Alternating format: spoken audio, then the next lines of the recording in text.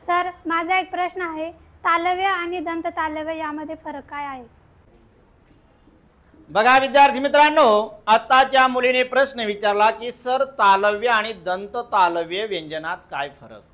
लक्षात घ्या, ज्या व्यंजनाचा उच्चार करताना आपल्या जिभेचा शेंडा टाळूला लागतो, फक्त आणि फक्त टाळूला, तेव्हा त्याला म्हणायचं तालव्य, आणि जेव्हा आपल्या जिभेचा शेंडा टाळूला लागतो आणि दाताला लागतो तेव्हा त्याला म्हणायचं दंत तालव्य।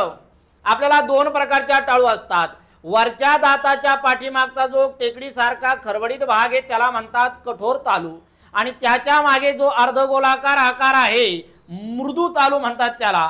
मग जेव्हा आपण या चच्या शेवटी य लावतो आणि याचा उच्चार च असा करतो तेव्हा त्याला म्हणायचं तालव्य। च, छ, ज, झ, य। आणि जेव्हा याच्या शेवटी आपण अचा उच्चार करतो तेव्हा त्याला म्हणायचं दंत तालव्य। च म्हणत असताना च, छ, ज, झ तेव्हा त्याला काय म्हणायचं दंत तालव्य। समजलंय?